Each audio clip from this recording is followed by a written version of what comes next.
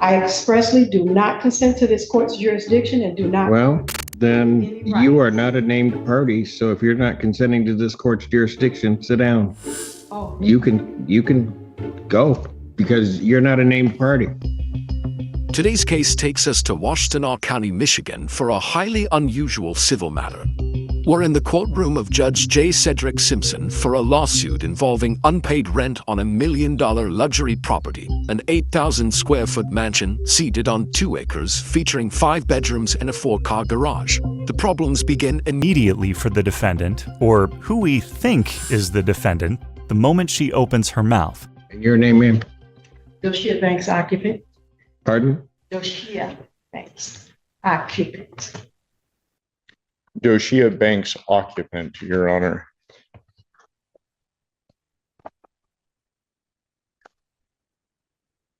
Okay. So you're not Miss Whitlow? No.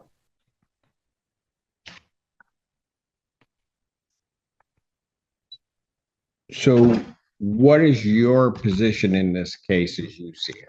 The problems for Ms. Banks are just beginning. Not only is she representing herself in a complex legal matter, the plaintiff's attorney, Ian Redmond, has done a deep dive into Ms. Banks's troubling background, and he's prepared a detailed statement for the judge. If I may, Your Honor. Okay, good. Go ahead. Ms. Banks claims to be an occupant of the property. She filed a bankruptcy case listing the property as hers. The bankruptcy stay was lifted, which gave rise to our motion to reopen the case. The order lifting stay I would like to present to the court because it has some interesting language in it, Your Honor, which includes, it is further ordered that the bankruptcy court finding this filing of this petition was part of a scheme to delay, hinder, and defraud VMC REO LLC. Additionally, Your Honor, the bankruptcy court ordered, notwithstanding Rule 4001A3, a bankruptcy rule, Right. creditor VMC REO LLC may execute on its order immediately. The order shall be binding and effective despite any conversion of this bankruptcy case to a case under any other chapter of Title 11 of the United States Bankruptcy Code. Further, that the recording with the appropriate governmental entity of this order shall constitute a bar to refiling any case under any chapter of Title 11 of the United States Code as to the property located at 5779 Pinecrest Estates Drive, Ann Arbor, Michigan, the property in this case. A debtor in subsequent case under this title may move from relief from this order based upon a change of circumstances or for good cause shown after notice and hearing. Said bar shall be for 2 years from the entry of this order or until such time creditor relinquishes their rights to the property. This order came out June 24th of this year. I have a copy for you. All right. Thank you. I will note, Your Honor, that Ms. Banks has filed an appeal of that order in the federal Eastern District of Michigan. That appeal is pending, but the status quo as of right now is that there is no stay, and that order lifting stay holds until such time as the appellate court does something. Not only did the bankruptcy court find that Ms. Banks attempted to defraud this exact client on a prior occasion, Ms. Banks has now filed an appeal of that finding, a move that can, in some cases, slow eviction proceedings. Additionally, Your Honor, there is no stay from the appellate court. They have not issued a stay, and in fact, it would be appropriate that there would be a bond placed or an escrow order of some sort, because VMC has been the owner of this property for the past year and does not have access to it. Then there are the mysterious Whitlows. Go ahead. There's a lot going on. Yeah. Additionally, Your Honor, Ms. Whitlow, who, as far as I know, actually exists, but I don't have any evidence to that effect, has not appeared in any hearings in this court, did not appear for her deposition that she was noticed for in the federal case, and in a federal case, the federal court issued a show cause order to Ms. Whitlow that she had to present certain documents from this court, which she failed to do. Her deadline to do so was, I believe, July 3rd. Let me confirm that. Oh no, July 10th. And she did not supply any of those documents. I can present that show cause order if you would like. I don't know that I need that because Okay. I'm not. The reason that I mention all of this, Your Honor, Go ahead. is that this is $1 million house in Ann Arbor that Ms. Whitlow purchased with a mortgage and less than a year later defaulted. The foreclosure went through, the sale occurred, the redemption period expired, and we came forward to evict. Since then, there have been multiple bankruptcies.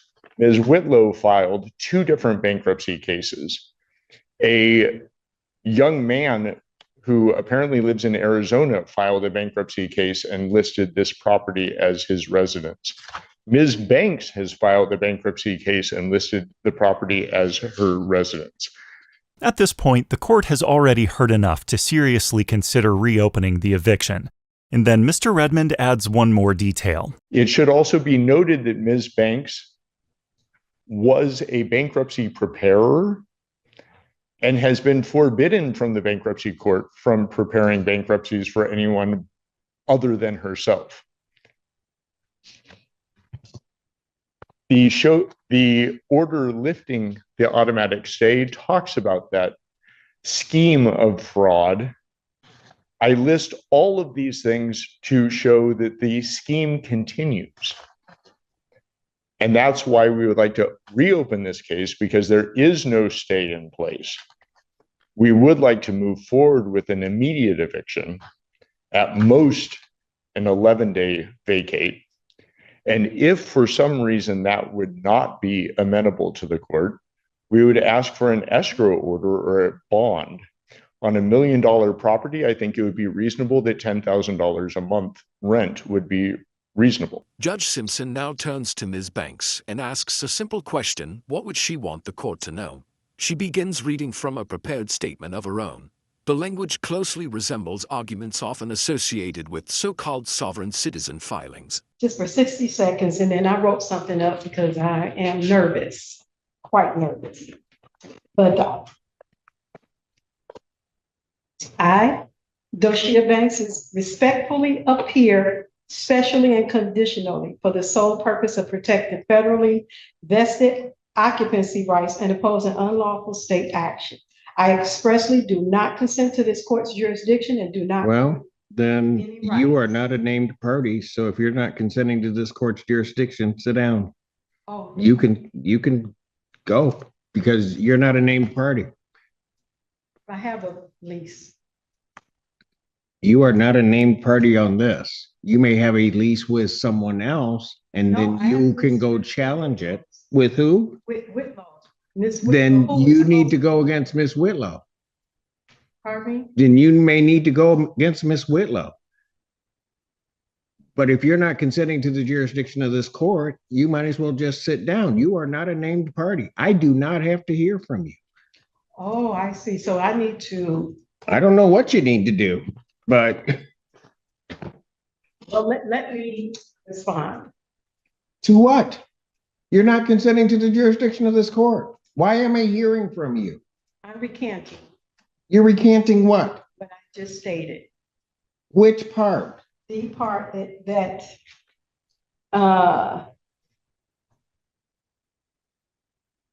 I stated that I'm not Oh, I lost my spot. Not consenting to this court's jurisdiction, so I'm going to recant that So you are consenting to this court's jurisdiction? at this moment. Well, no, it doesn't work that way. You don't get to say, well, now it's okay, and then not later say no. Okay, You know what? Here's the problem. You've not filed anything with this court.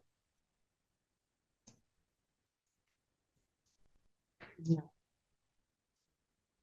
So I don't know why, on those grounds, why I'm hearing from you. Okay. If I may, I do have time, I do believe, to go file an answer and counterclaim. I was just led under An false answer and pretenses counterclaim to what? to their complaint for eviction. In civil court, you can only file an answer if you're actually named in the case, and Ms. Banks isn't. You have a lease with, allegedly, with Miss Whitlow. Correct.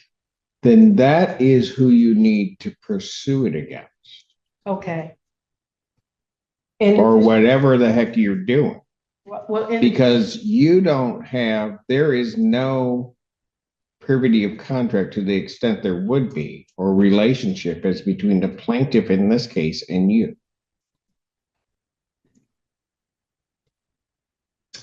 okay, I'm not really understanding, but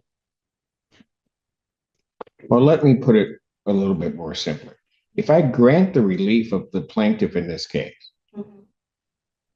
and grant an order of a judgment and an order of eviction in Okay. 10 days, okay, any claim of your interest in that property, you have to go after the Whitlows because that's the only person you have a contract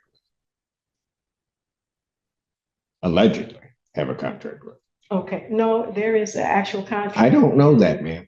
We've actually been. I don't know communicating that. Okay, I know you don't know that 'cause it's not before you. Correct. I see, I see. So basically, the notice of removal that the Whitlows did, They are not here. I don't know. I have documents that are not, that they filed with this court that are not signed. So I don't have to accept them. She has not appeared before this court, or they have not appeared before this court. And so, as far as I'm concerned, any relief they're requesting, I can, and as of right, ought deny, and it should be denied also on the merits of whatever their motion is. But I can deny it because they're not here. okay.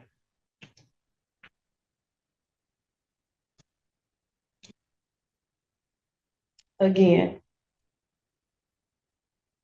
stating to me, I want to make sure I'm clear that my issue is with the Whitlows, not with VMC. Ma'am, I am not giving you legal advice. No, I You're don't- telling me that you have a contract. I do not know that you have a contract, but if you wish to enforce that contract, that's who you're going to have the issue with. You're not going to have the issue with the plaintiff in this case because they have rights on the property. Okay.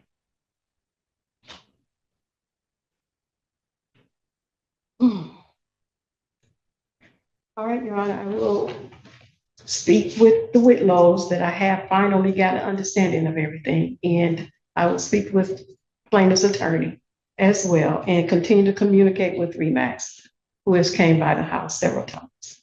All right. Based upon the representation of counsel, I'm going to grant their motion to reopen this case. I'm going to issue a judgment in the plaintiff's favor for possession with a writ to issue 10 days of my signing.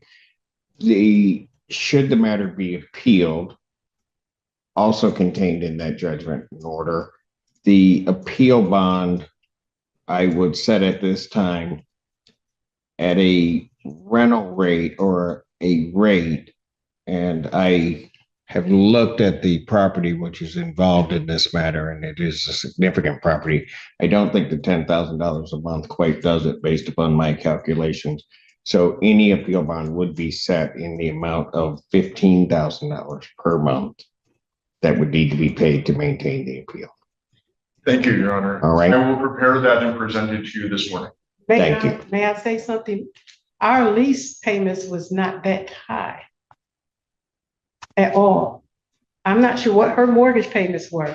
That was not our amount we paid. Then I'll tell you what. If the Whitlows wish to come and object to my order of $15,000 as an appropriate bond, they may do so. I do not believe that you have standing to object to the court's order.